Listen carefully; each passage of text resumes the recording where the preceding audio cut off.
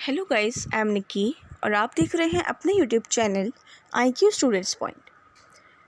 So guys, Indian foreign policy का जो questions है वो मुझे आप सभी ने बोला था कि मैम प्लीज़ बता दीजिए। तो ये एक प्रीवियस ईयर क्वेश्चन पेपर है, वो मैं आपको दिखा रही हूँ।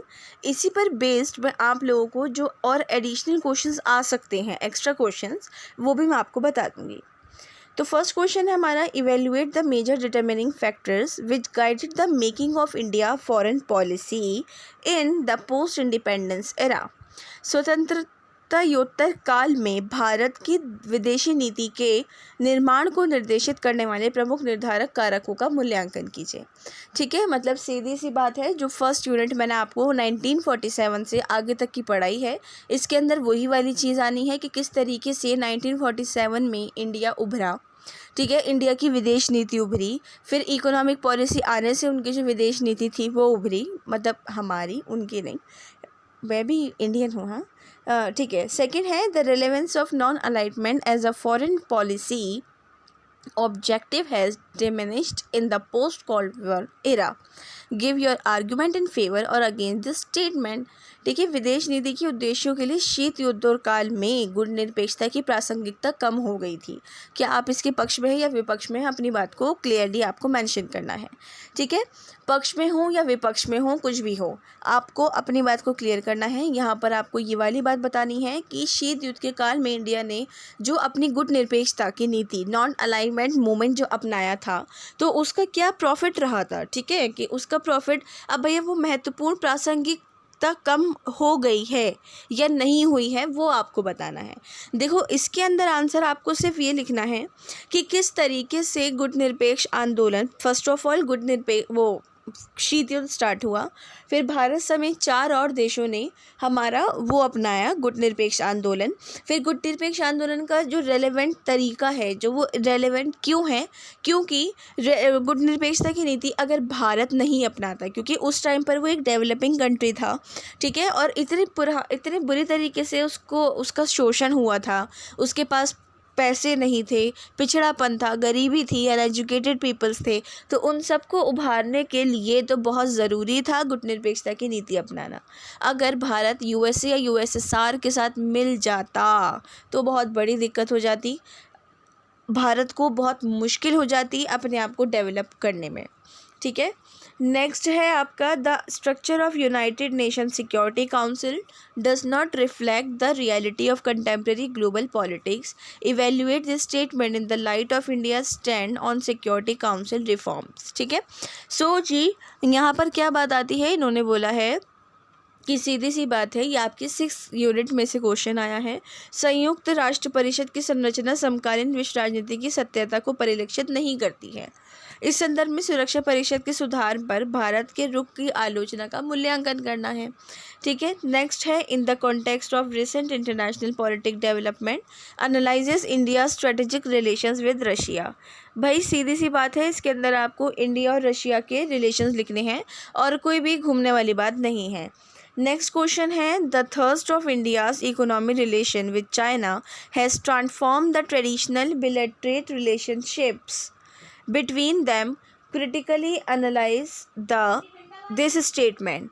ठीक है, तो मतलब ये वाली चीज़ यहाँ पर आती है कि भारत चीन के पारंपरिक संबंधों के आर्थिक संबंधों को महत्व देने से द्विपक्षीय संबंध परिवर्तित हो गए हैं। तो भारत और चाइना के रिलेशंस लिखने हैं।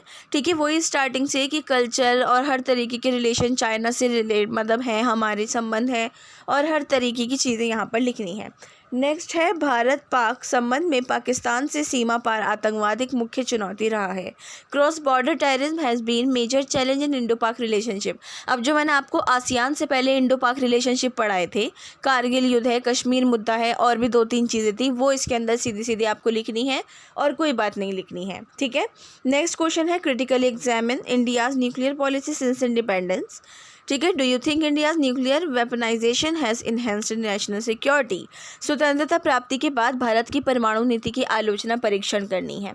ठीक है, क्यों करनी है, मतलब कैसे करनी है, सॉरी, कि इस बेस पे करनी है कि पोखरण 2 करा 1998 में इंडिया ने, और उसके अंदर ही हमारे जो चाइना था उससे रिलेशन ख़राब थे, तो उसने, और उस टाइम पर अमेरिका ने भी आलोचना करी थी और बोला कि नहीं भाई ये जो है बंद करो, क्योंकि NTBT, CTBT, LPT, NPT इन सब पे भारत ने हस्ताक्षर नहीं करे थे, क्योंकि भारत उस टाइम नया नया स्वतंत्रता प्राप्त हासिल करी थी उसने, और उसके बाद ही उनको अपनी हर चीज़ को उभारना, हर चीज़ को टेस्ट करना भी सब चीज़ें ज़रूरी थी।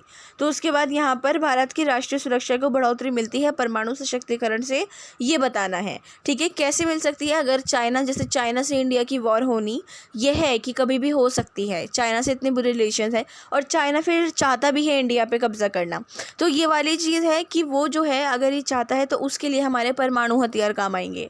या फिर पाकिस्तान इंडिया की दोबारा लड़ाई होती है बहुत भयानक, वो 1971-75 वाली, तो उसमें परमाणु काम आ सकते हैं। या फिर किसी और देश की हेल्प करने के लिए, भारत ने इतने देशों की हेल्प करी है, उनके लिए परमाणु काम आ सकते हैं, मतलब न्यूक्लियर बॉम्ब वगैरह, न्यूक्लियर सब चीज़ें। ठीक है, शॉर्ट नोट के अंदर आपका India at World Trade Organization, ठीक है, 5th यूनिट के अंदर जो विश्व व्यापार संगठन में भारत की भूमिका है वो लिखनी है।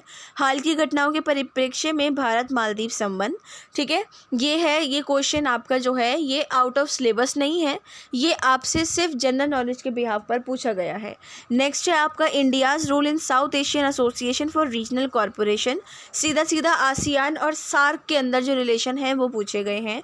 और नेक्स्ट है India United state strategic in partnership post 1911। ठीक है, 9/11 के जो बात अमेरिका और भारत के सामरिक सहयोग थे इसके अंदर वो बताने हैं।